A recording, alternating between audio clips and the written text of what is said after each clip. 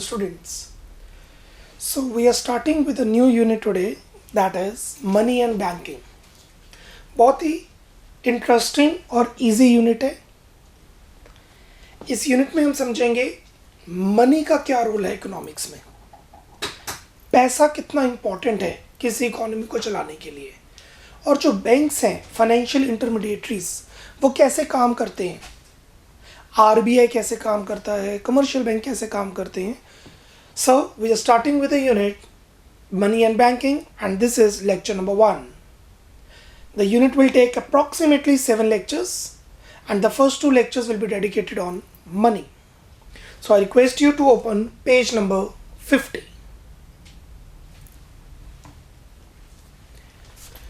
Now सबसे पहले money से भी पहले एक सिस्टम होता था जिसे हम कहते हैं barter system, CC economy. Money की इंपॉर्टेंस समझने से पहले हमें समझना पड़ेगा कि मनी मार्केट में आई क्यों है. आपकी जेब में जो पैसा है, मेरी जेब में वो पैसा है, वो कैसे इवॉल्व हुआ है, वो कैसे इन्वेंट हुआ है. मनी से पहले सिस्टम होता था बार्टर सिस्टम. आपको पता होगा इसके बारे में. बार्टर सिस्टम का मतलब है C2C economy. What is C2C economy? Commodity to commodity economy. मतलब मेरे को जो चीज़ नहीं चाहिए और मेरे पास एक्स्ट्रा है वो मैं आपको दे दूंगा, पर उसी टाइम आपके पास वो चीज़ एक्स्ट्रा होनी चाहिए जो मुझे चाहिए, प्लस आपको वो चीज़ चाहिए जो मेरे पास एक्स्ट्रा है. This is double coincidence of want. System में काफ़ी लूप होल्स थे. जैसे जैसे इकोनॉमी बढ़ी, जैसे जैसे मार्केट में नई चीज़ें आई, नंबर ऑफ यूनिट्स बढ़ गए, तो बार्टर सिस्टम के लूप होल्स काफ़ी ज़्यादा बोल्ड होने शुरू हो गए, and hence barter system and up हो गया. बट हम कहेंगे बार्टर सिस्टम पूरी तरह से एंड अप हो चुका है? नो, बिल्कुल भी नहीं. Even the metropolitan cities like Delhi, Mumbai, Gurgaon, Ludhiana, यहाँ पर भी बार्टर सिस्टम अभी भी है. मुझे नहीं पता आपको ये चीज़ की नॉलेज है या नहीं, बट आपको एक छोटा सा एग्जाम्पल देता हूँ. पुराने कपड़े देके बर्तन मिल जाते हैं, नए बर्तन अभी भी है. ये चीज़ प्रेवलेंट है, and this is nothing but called barter system.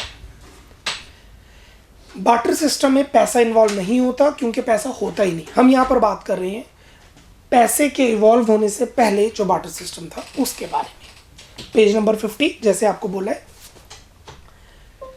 It is a system in which goods are exchange for goods. Please underline, साथ में मेंशन कर दीजिए सर्विसेज. भाई मैं तेरे को पढ़ा रहा हूँ, मैं आपको पढ़ा रहा हूँ, मुझे 10 जैकेट्स आपसे चाहिए. आपके आटे का काम है, राशन में आटा आप मेरे को देंगे, मैं आपको पढ़ा रहा हूँ. गुड्स लिए, सर्विसेज दी. It means double coincidence of wants. I want atta, you want services. At the same time the surplus of each other should be demanded by the another party. Double coincidence of wants. For example, wheat may be exchanged for a cloth, or a house for horses, or a teacher may be paid in wheat or a rice as a payment for his services. Such exchange exists in CC economy. What is CC economy? Commodity to commodity economy. There are many drawbacks of the system, and these are these. They, 1. Difficulty of double coincidence of want. It is very difficult to find the same person जिसकी want reciprocate करे उसी time. Lack of common unit of value. से आपके हाथ में इस time pen है, मैं एज्यूम कर रहा हूं कि आपके हाथ में एक पेन है, तो ये पेन कितने रुपए का है? आपके माइंड में इंस्टेंटली आया होगा 5 रुपीज़, 10 रुपीज़, 4 रुपीज़, 20 रुपीज़. सोचिए रुपया है ही नहीं. अब माइंड में थोड़ा ब्लैंक आ गया. So it is basically 2 bubble gums और 5 टॉफीज और half stool. This is what the common unit of value. इसे हम पैसे में किसी कॉमन वैल्यू में नहीं इंटीग्रेट कर सकते. Lack of contractual payment. What is contractual payment? Contractual payment वो होती है जो बाद में पे की जाती है कॉन्ट्रैक्ट्स के बाद. जैसे कि एग्जाम्पल समझिए, मैंने आपसे लोन लिया 1 लाख रुपया 10% के ब्याज पर. I have taken a loan from you for 1 lakh at a rate of interest of 10% for 1 year. After 1 year, I have to pay back with interest 1,10,000, yes और नो? कूल, ये तो बात थी मनी की। मनी से पहले मैंने आपसे 10 किलो आलू लिए लोन पर। आई नो समझाना थोड़ा वियर्ड है, बट समझना तो है ही है। मैंने आपसे 10 किलो आलू लिए लोन पर और वापस करने हैं मैंने 11 किलो आलू, 11 kgs ऑफ पोटैटोज और टमाटोज और बीन्स और स्ट्रॉबेरीज, मैंगोज, वट। कितना डिफिकल्ट होगा ऐसा कॉन्ट्रैक्ट बनाना? क्यों? सेम क्वालिटी ऑफ मैंगोज वापस कैसे करूँगा मैं? आप बाद में मना कर सकते हो कि ये आलू छोटे हैं, ये आलू का प्रॉपर नहीं है, ये मीठा आलू है, ये what ever the reason is. पैसे में कॉन्ट्रैक्ट्स बनाने ईजी हैं, बार्टर सिस्टम में कॉन्ट्रैक्ट बनाने एक बहुत ही difficult, next to impossible task होता है। नो स्टोरेज वैल्यू, इसको ऐसे समझेंगे, आपने मुझे पैसे दिए, मुझे पैसे अभी नहीं खर्चने, मैं बैंक में जमा करवा दूंगा। यस, आपने मुझे पैसे दिए, मैंने बैंक में जमा करवा दिए, बट आपने मुझे आलू दिए, मुझे आलू नहीं कंज्यूम करने अभी, मैं क्या करूँगा? आपने मुझे पेन्स दिए, कंप्यूटर दिया, आपने मुझे से चॉक, कैलकुलेटर, मार्कर दिए, मैं यूज़ नहीं करना चाह रहा, what I will do? I can not store it, इसकी वैल्यू डाउन हो जाएगी। और अगर मैं स्टोर करूँगा तो स्टोरेज कॉस्ट पड़ेगी। आप कहेंगे ठीक है फ्रिज में पोटैटोज रख लेंगे, फ्रिज का खर्चा पड़ेगा, इलेक्ट्रिसिटी का खर्चा पड़ेगा। मनी में पैसा मिलता है स्टोर करने का, ब्याज मिलता है, इसमें तो आपको खर्चा पड़ जाएगा, कॉस्ट बेयर करनी पड़ जाएगी। सो ये 4 प्रॉब्लम्स ने बार्टर सिस्टम को ऑलमोस्ट ख़त्म कर दिया। बार्टर सिस्टम नीचे नीचे और बिल्कुल end of the down line पहुंच गया due to this limitations. I'm giving you around 1 minute to read out what is barter system and what are the limitations of these. Speed up. Have a look on that. 1 minute, not more than that. Read it out.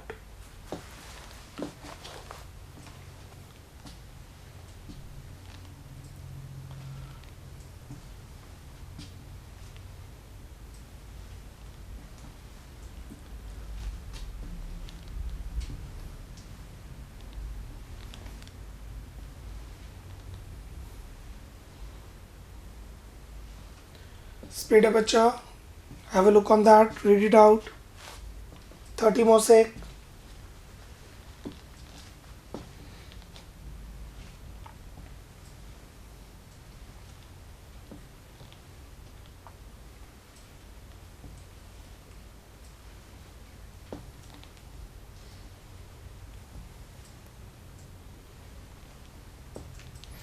Okay cool. अब कुछ definitions लिखवा रहा हूँ मैं, क्योंकि उसको attempt करना थोड़ा डिफिकल्ट हो सकता है जब तक आपके पास एग्जैक्ट डेटा इन्फॉर्मेशन ना हो। तो सबसे पहले लिखिए ऑन अ रफ पेज, इसके साथ ही साइमल्टेनियसली रफ पेज है आपके पास ऑन द लेफ्ट। लिखिए what do you mean by double coincidence of bonds. Write down number 1, what do you mean by double coincidence of wants?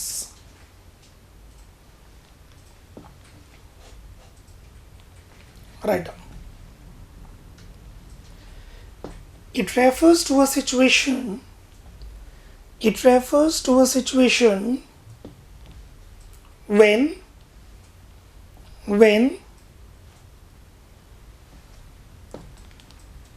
surplus, different surplus goods. लिखिए, it refers to a situation when different surplus goods of two persons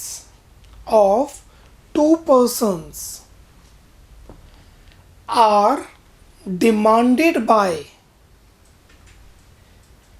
each other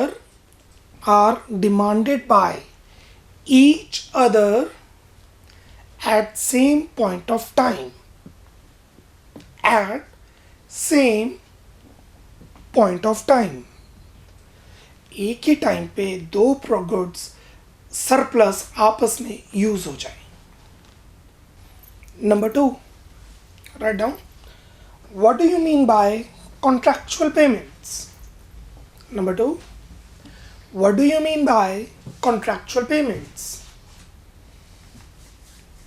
क्या होती है contractual payments? Contract, agreement बनता है कि हम पैसे बाद में देंगे और किस तरीके से देंगे। लिखिए, It refers to the agreement. It refers to the agreement between two parties. It refers to the agreement between two parties regarding the payment,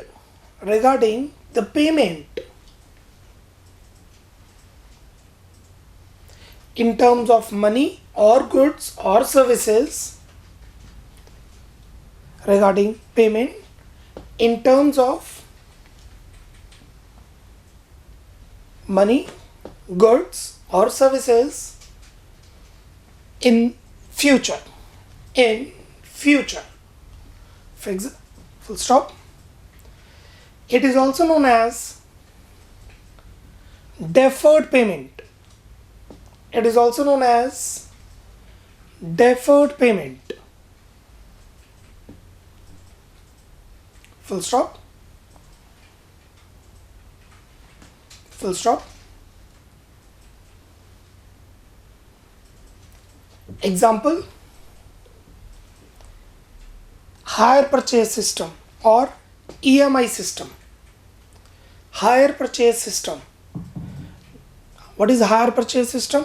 आप 10 साल के लिए 20 साल के लिए गाड़ी लोन पे ले लेते हैं और हर महीने कुछ ब्याज के साथ इंटरेस्ट देते रहते हैं, इंटरेस्ट के साथ प्रिंसिपल अमाउंट वापस करते रहते हैं. हायर परचेज सिस्टम और EMI सिस्टम. Full stop. ये था हमारा बार्टर सिस्टम. अब क्योंकि इतनी सारी प्रॉब्लम्स हमने डिस्कस कर ली, ये कन्वर्ट हुआ money system. What is money system? See, money क्या चीज़ है? मनी है पैसा. इंडियंस के लिए रुपया पैसा है, अमेरिकन्स के लिए डॉलर पैसा है, और जो लोग बहुत ही ज़्यादा रिमोट एरियाज़ में रहते हैं उन्हें पैसे की ज़रूरत नहीं होती, उनके लिए गुड्स ही पैसा है. लाइक वीट और फिश, ट्राइबल एरियाज़ में जो रहते हैं. नेपाल के लिए रुपया पैसा है जो उनकी करेंसी है, और इंडियन रुपी भी वहाँ चलता है, पैसा है. So what is money? Money is an instrument that is widely used and accepted in transactions involving the transfer of goods and services from one person to another. Please underline transactions. Transactions को underline करके लिखेंगे economic transactions. So, it is an instrument that is widely used in accepting in economic transactions involving the transfer of goods and services from one person to another. Thus, money can be defined as an instrument of exchange which serves as medium of exchange. मैं बोलता हूँ मैं आपको पढ़ा रहा हूँ, मुझे dollar में दो, आप कहोगे ठीक है मैं डॉलर में दे दूंगा, तो ये हमारे लिए मीडियम ऑफ एक्सचेंज है, हमारे लिए मनी है. मैं आपको कहूँगा मैं आपको पढ़ा रहा हूँ बट पैसा मैं लूँगा चेक से, कैश में नहीं लूँगा. आप कहेंगे ओके, तो चेक हमारे लिए मनी है. Unit of value. What is unit of value? किसी को हम इंटीग्रेट कर सकते हैं सभी प्रोडक्ट्स को किसी चीज़ में, जैसे कि इंडिया में रुपीस, पाकिस्तान में बांग्लादेश में टका, यूएस में डॉलर, यूके में पाउंड. स्टोर ऑफ वैल्यू, आप उसे वेल्थ को अक्यूमुलेट कर सकते हैं. आपने मुझे फीस दी, पैसा मैंने नहीं खर्चना, मैं बैंक में जमा करवा दूंगा, मुझे ब्याज मिल जाएगा. करंट अकाउंट में रखूंगा, ब्याज नहीं मिलेगा और पैसा बैंक में पड़ा रहेगा. Standard of deferred payment, future transactions के बारे में कॉन्ट्रैक्ट बन सकते हैं, कॉन्ट्रैक्चुअल पेमेंट हो सकती हैं. डेफर्ड मतलब contractual payments. And transfer of value, इससे परचेजिंग पावर बढ़ती है. Purchasing power hand to hand change होती है. आपने मुझे फीस दी, आपकी परचेजिंग पावर कम, मेरी परचेजिंग पावर ज़्यादा. मैंने पेमेंट की एडिटर साहब को, तो मेरी परचेजिंग पावर कम, एडिटर साहब की परचेजिंग पावर ज़्यादा. बट ऐसा बटर सिस्टम में नहीं था. Transfer of value. There are many functions of money and following are these, और ये 5 फंक्शन है. कहने का मतलब ये है, कोई भी चीज़ पैसा है, कोई भी चीज़ मनी है जो ये 5 फंक्शंस को पूरा करे. और ये 5 फंक्शंस हैं: medium of exchange, measurement of unit value और unit of account, standard of deferred payment, that is contractual payment, store of value / wealth. Store of value, underline करके wealth, transfer of value. What is transfer of value? Purchasing power can be change hand to hand और from distant places. मैं यहाँ पे बैठ के Amazon या फ्लिपकार्ट में waste Bengal से कोई म्यूजिक प्लेयर मंगवा रहा हूँ. बार्टर सिस्टम में तो ऐसा पॉसिबल ही नहीं है. मैं आपको यहाँ पे पढ़ा रहा हूँ, फॉर एग्जांपल आप दिल्ली में बैठे हुए हैं या आप चंडीगढ़ में या जलंधर में बैठे हुए हैं. परचेजिंग पावर जलंधर से मेरे पास शिफ्ट कर गई क्योंकि आपने वहाँ से फीस मेरे को पे की पेटीएम के थ्रू. पेटीएम मनी हो गया, medium of exchange. Unit of value मैंने कहा पेटीएम ओके रुपीज़ में. डेफर्ड पेमेंट, येस आप इंस्टॉलमेंट्स में पैसे दे सकते हैं. स्टोर ऑफ वैल्यू, पेटीएम में पैसे पड़े हुए हैं, मैंने एफडी के साथ जोड़ा हुआ है, मुझे इंटरेस्ट मिलता है. Transfer of value, purchasing power from distant places changed. आपकी परचेजिंग पावर कम, मेरी परचेजिंग पावर ज़्यादा, जैसे ही आपने मुझे फीस दी. एंड दस this services in terms of money in Paytm is money. I want you to read out the money system of exchange, giving you 1 minute for the same. Read out what is money system of exchange and what are its functions. Have a look. 1 minute.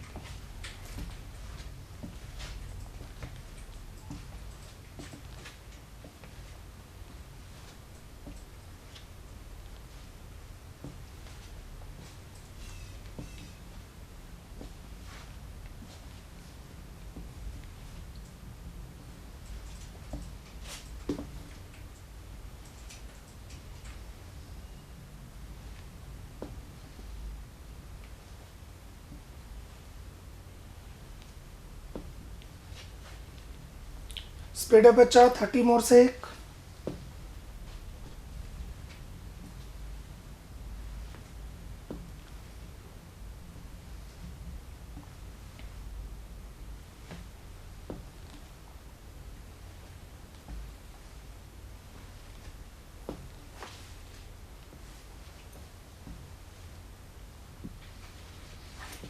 Okay, cool.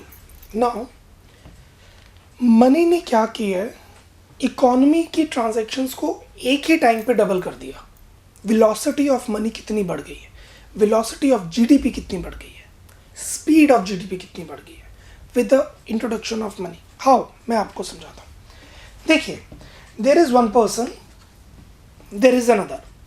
इसके पास ये चीज़ extra है, इसके पास ये चीज़ extra है. ये चीज़ इसने इस पर्सन को दी, ये चीज़ इसने इस पर्सन को दी. कूल. अब आप सोचिए कौन बायर है और कौन सेलर है. आपको मैंने पेन दिया, आपने मुझे हैंकी दिया. कौन बायर कौन seller? No one. No one is buyer, no one is seller. True. But money से क्या हो गया, जिसके पास पैसा आ रहा है वो सेलर है, जिससे पास पैसा जा रहा है वो बायर है. किसी भी ट्रांजैक्शन से परचेजिंग पावर कम हो रही है तो वो बायर है, और जिस पर्सन की परचेजिंग पावर बढ़ रही है वो सेलर है. ऑब्वियसली एक ट्रांजैक्शन के दो पार्ट हो गए, buyer and seller. How does money separates the act of sale and purchase? Under the barter system or barter exchange, there should be double coincidence of want. That is, barter system can work only when both buyer and seller are ready to exchange each other goods at the same point of time. ये होगी double coincidence की definition. However, such double coincidence is very rare. और आज के time पे तो बहुत ही ज़्यादा रेयर है. इतने सारे तो प्रोडक्ट हैं. आप चप्पल लेने जाओ, थाउजेंड्स टाइप ऑफ चप्पल आ जाएगी, थाउजेंड्स उसके साइजेस आ जाएंगे, फिर उसमें कलर्स और डिज़ाइन आ जाएंगे. How can you be very particular कि मुझे यही प्रोडक्ट चाहिए और उसको भी वही सर्विसेज चाहिए जो आप देने को तैयार है? No, it is very rare.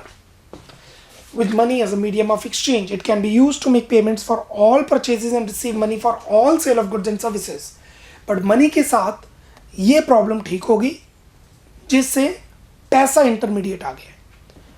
As a result, a person can buy and sell at different points of time with the help of a money. आज आपने मुझे फीस दी, पैसा मैंने लिया. I am a seller of services, you are the buyer of my services. फिर ये पैसे मैंने एक महीने बाद फोटोस्टेट वाले को दिए या एडिटर को दिए.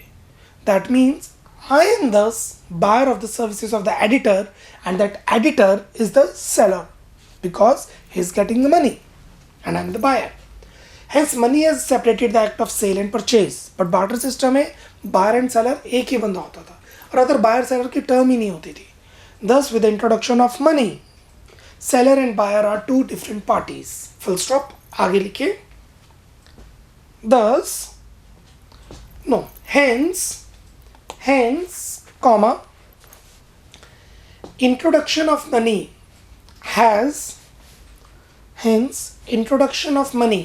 आप ये लिख रहे हैं. Hence, comma, introduction of money has increased the pace of economic growth and development. Has increased the pace of economic growth and development. Full stop.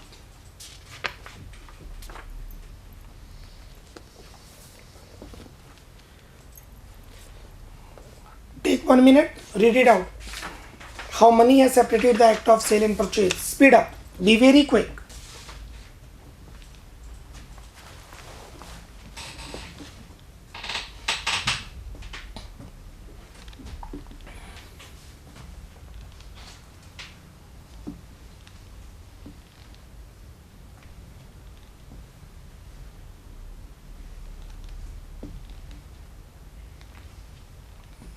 Read each and every word.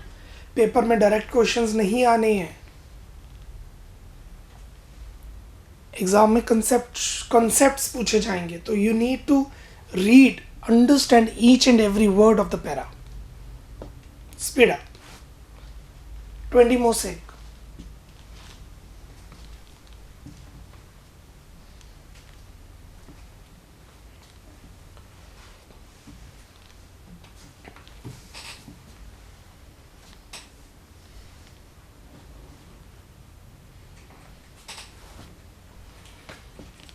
Cool. Now page number 51. Page 51. How has money overcome the problems of barter system? Money ने barter system की problems को कैसे avoid किया? तो basically ये जो 5 point हैं ये हैं the limitations of barter system और द फंक्शंस ऑफ मनी. अगर आप इस पैराग्राफ को पॉजिटिव में लिख देंगे तो ये मनी का फंक्शंस बन जाएंगे, बट अगर इसी पैराग्राफ को आप नेगेटिव पेसिमिस्टिक अप्रोच में लिखेंगे तो बार्टर सिस्टम के लिमिटेशंस बन जाएंगे. Money has overcome the problem of barter system by replacing CC economy with monetary economy. Please underline CC economy with monetary economy. Commodity to commodity money economy खत्म हो गई, खत्म तो नहीं हुई बट काफ़ी कम हो गई, और उसकी जगह मॉनेटरी मनी, पैसे की इकोनॉमी आ गई, monetary economy. In the following veg. Number 1, in barter system there was a problem of double coincidence of wants. It was very difficult to match the expectations of two different individuals at the same time. लिख लीजिए, at the same time. एक ही time पे दो individuals की same expectations को मिलाना बहुत difficult है. Due to the evolution of money, any commodity can be purchased or sold through medium of money. Money becomes the representative of general purchasing power. अब money represent करता है किसको? Wealth को, purchasing power को. जिसके पास money ज़्यादा वो ज़्यादा खर्च कर सकता है, जिसके पास मनी कम वो कम खर्च कर सकता है. यहाँ पे बात हो रही है मीडियम ऑफ एक्सचेंज की. Number 2, when there was no money it was difficult to give a common unit of value to a goods or a commodity. But when money is evolved it gave a common unit of money value to every goods and services. लिख लीजिए. for example a pen cost rupee 10. A pen cost rupee 10 and not 4 bubble gums or 2 pencils. 4 bubble gums or 2 pencils. जो एक pen है वो 10 रुपए का माना जाता है, 10 रुपीज या 5 रुपीज, ना कि 2 बबल गम या 3 पेंसिल या वट एवर. यहाँ पे बात हो रही है यूनिट ऑफ वैल्यू की. Number 3, in barter system commodities cannot be stored for a longer period, but with the evolution of money wealth can be conveniently stored in the form of money because value of money remains relatively stable. compared to other commodities and storage of money does not need much space. Goods को store करना खर्चा पड़ेगा और वो इतने flexible नहीं होते, खराब हो जाते हैं, उनकी वैल्यू फ्लक्चुएट होती है। पैसे को स्टोर करना खर्चा नहीं पड़ेगा, बल्कि कुछ पैसे मिलेंगे ही आपको और वैल्यू स्टेबल रहती है, फ्लक्चुएट नहीं होती। यहाँ पे बात हो रही है स्टोर ऑफ वेल्थ की, स्टोरेज वैल्यू की। Fourth, money facilitates a contractual future payments which were impossible at the time of barter system. In modern economic system, loans are generally given and taken and the repayment is generally postponed to the future date. Money has made such transactions easy. Money ने contractual payments को बहुत easy कर दिया। barter system में deferred system को follow करना बहुत difficult था। अब हम सर्विसेज लेके पेमेंट्स को पोस्टपोन कर सकते हैं, जिससे अगेन इकोनॉमिक ग्रोथ डेवलपमेंट की स्पीड बढ़ी है। यहाँ पे बात हो रही है बार्टर सिस्टम में लैक ऑफ डेफर्ड पेमेंट और मनी में deferred payment, contractual payment. Due to, आगे एक लाइन और लिख लीजिए फोर्थ के आगे, right down one more point. Due to this only financial system has been evolved. Due to this only, financial system bracket में banks, mutual funds, stock exchanges bracket close has evolved. इस feature के कारण ही, I repeat, इस feature के कारण ही banks market में first place पे, market place में आए हैं, स्टॉक एक्सचेंजेस मार्केट में आए हैं, क्योंकि पैसे से पैसा बनता है इसमें। Fifth, due to evolution of money, so fourth में मैंने ये लाइन लिखवाई है, due to this only financial system, brokers, stock exchange, banks, bracket close, has been evolved. Fifth, due to evolution of money it has separated the acts of sale and purchase. Under barter system of exchange, act of sale and purchase of an individual were to occur at the same point of time, but money as medium of exchange has separated both the acts of sale and purchase. Full stop. आगे लिख लीजिए, write down one line. Now transfer of purchasing power even from distant places are possible. Now, full stop के बाद लिखिए fifth point में, now, comma,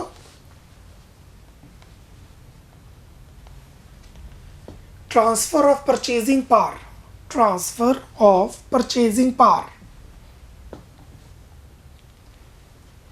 even from distant places, even from distant places is possible.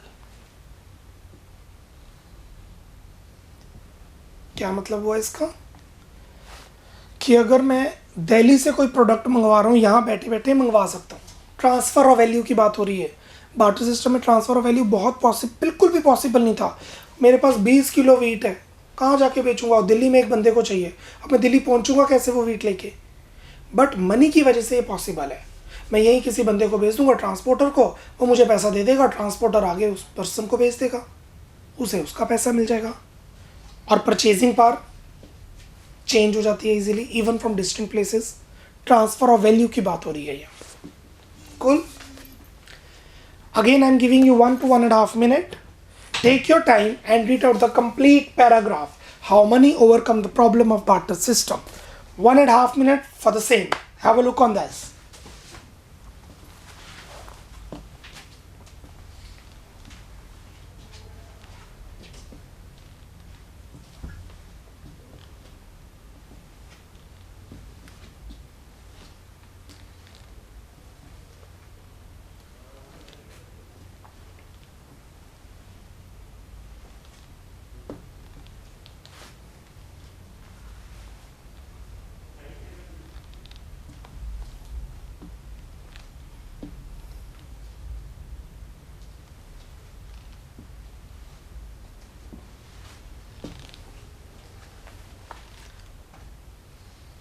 Thirty more seconds बच्चा, speed up.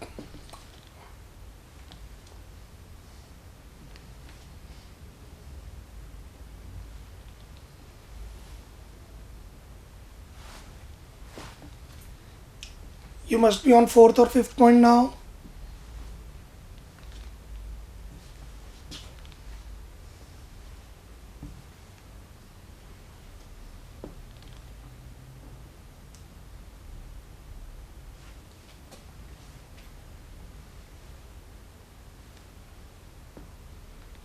Cool. Moving to the next point, which is very important. Please mark it star. Concept of money supply. अब money supply क्या चीज़ होती है, ये सबसे important topic है.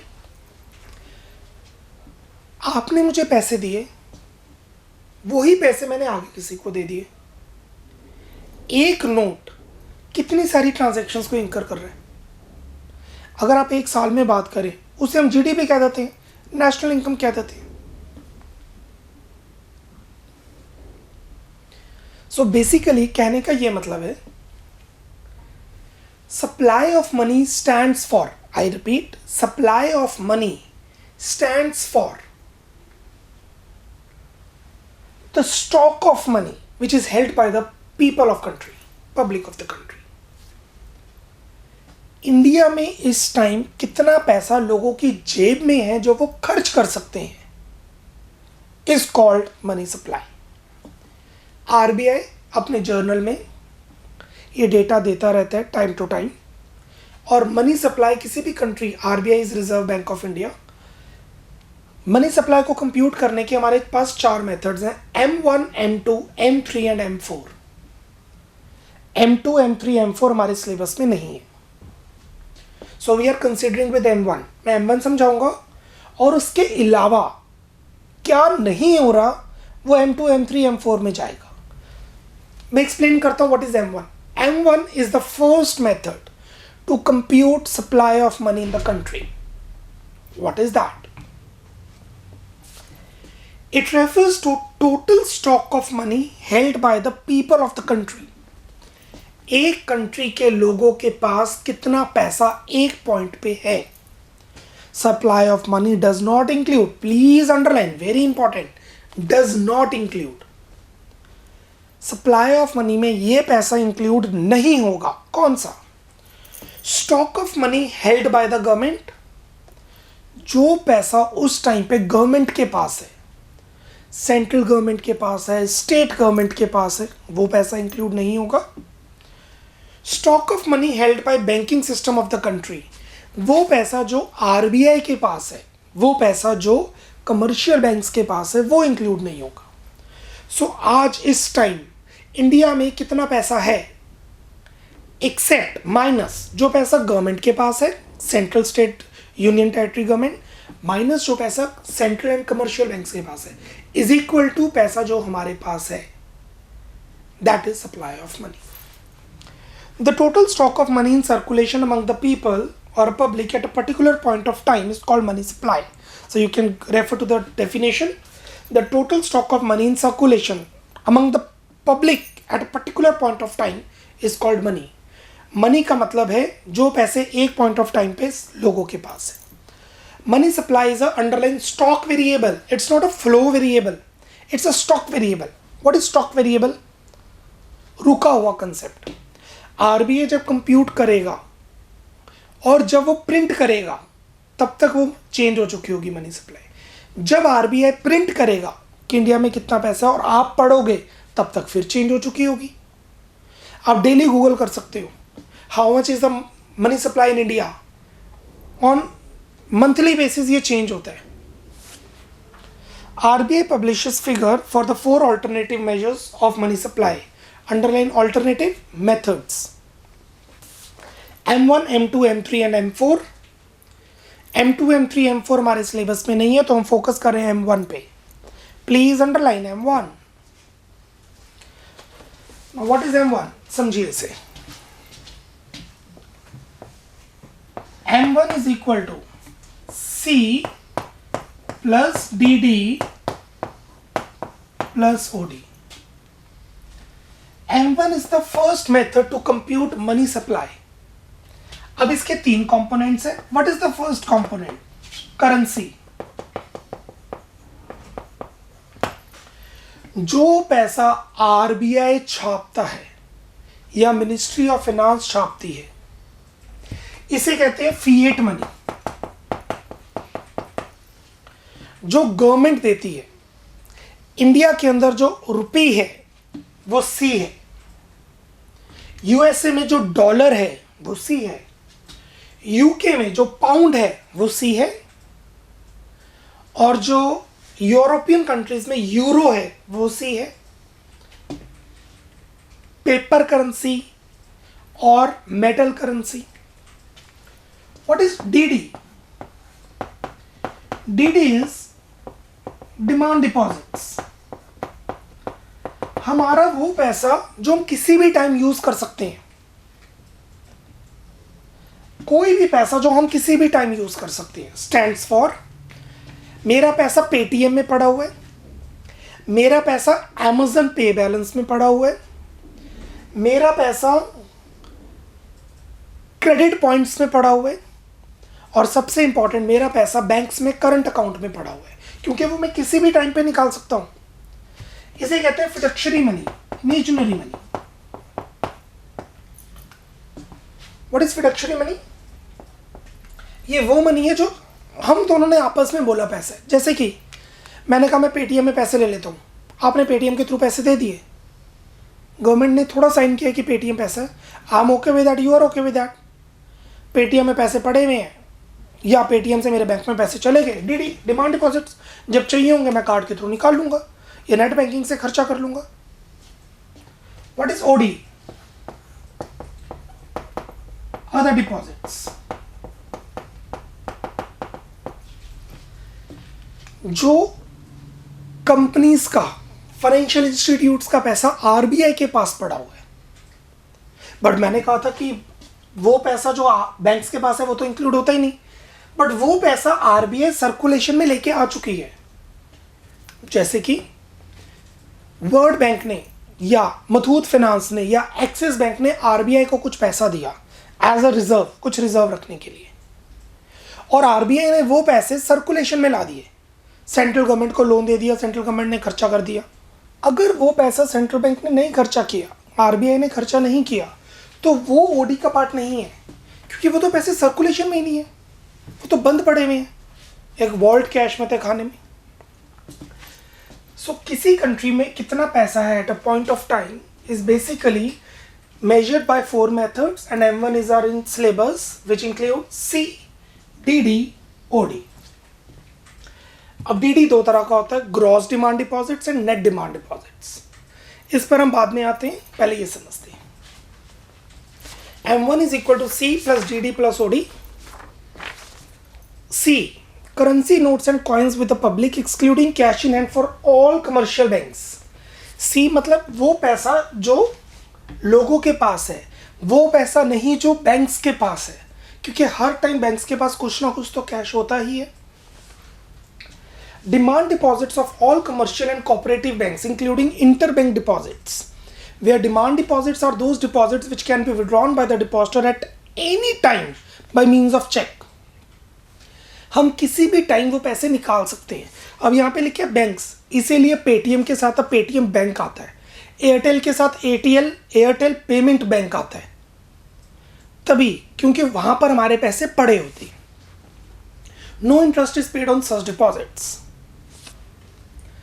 अब बात है यहाँ पे लिखे inter bank deposits. What is inter bank deposits? इसको मैं ऐसे समझाता हूँ आपको। देखिए, एक्सिस बैंक ने एसबीआई बैंक को पैसे देने, एसबीआई ने ओबीसी को पैसे देने, ओबीसी ने पंजाब नेशनल बैंक को पैसे देने, पंजाब नेशनल बैंक ने आईसीआईसीआई को बैंक को पैसे देने, और आरबीआई को पता होता है किसने किसको पैसे देने। वो प्लस माइनस करके जो नेट अमाउंट आती है वो ये होती है net demand deposits, not inter banking claims कि एक बैंक ने दूसरे बैंक से पैसे ले लिया। ग्रॉस डिमांड डिपॉजिट्स का मतलब है इंटर बैंकिंग क्लेम्स इंक्लूडेड, और नेट डिमांड डिपॉजिट्स का मतलब है inter bank excluded. So we consider net demand deposits. और एक और चीज समझिए, कईयों का बैलेंस नेगेटिव में होता है बैंक में।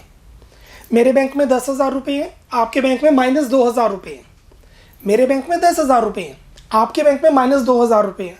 इसे बैंक ओवरड्राफ्ट कहते हैं। तो नेट डिमांड डिपॉजिट्स होगा 8,000, 10 - 2 8। Cool. Now what is OD?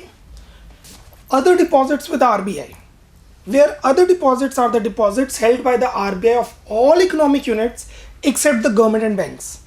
Government और बैंक्स को छोड़ के जो पैसे आरबीआई के पास पड़े हुए हैं OD includes demand deposits of semi-government public financial institutes like IDBI, IFCI, etc. Foreign central banks, bank of Spain, bank of Sri Lanka, bank of Nepal, bank of England के पैसे, the international monetary funds, world bank का पैसा, etcetera. Banks को छोड़ के, government को छोड़ के जो पैसे आरबीआई के पास पड़े हुए हैं वो चीज़ें आएगी। जैसे कोई बहुत बड़ी कंपनी है जिसने डिफेंस में एंटर किया, या किसी ने डैम बनाना शुरू किया। इंडिया का कोऑपरेटिव हाउस अफगानिस्तान में जाके डैम बना रहा है, नेपाल में जाके वो रिवर मेल्ट कर रहा है, रिवर के और ग्लेशियर्स जाके ग्लेशियर का जो बेड रेस्ट होता है उसको ठीक कर रहा है ताकि कल को कोई प्रॉब्लम ना आए। पर वो कर कौन रहा है? कंपनी। तो कंपनी को आरबीआई को कुछ पैसे देने पड़ेंगे क्योंकि यहाँ पर हमारी कंट्री की बात हो रही है। That includes under OD, other deposits, क्योंकि वो पैसा किसी कंपनी का है। So M1 CDDOD, take your 1 minute. The concept of money supply, read out what is money supply. सारा पैसा जो पब्लिक के पास है पर गवर्नमेंट और बैंक्स का नहीं है। M1, M2, M3, M4, M1 3 components, और ये दोनों मेजर कंपोनेंट्स। अगर पेपर में पूछा जाए कि what are the 2 components, consider these 2, not 3। सिर्फ कंपोनेंट्स लिखे तो तीनों। 1 minute, have a look on this concept of money supply.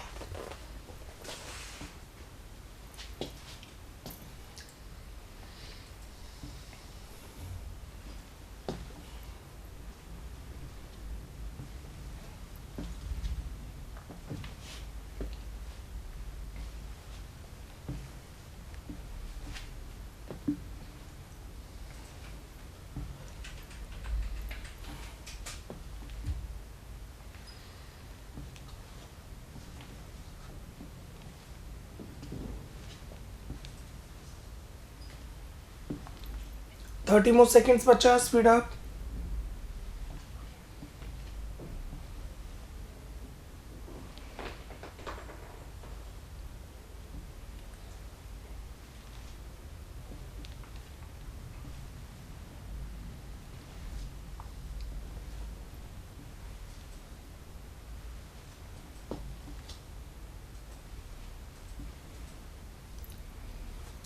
Cool.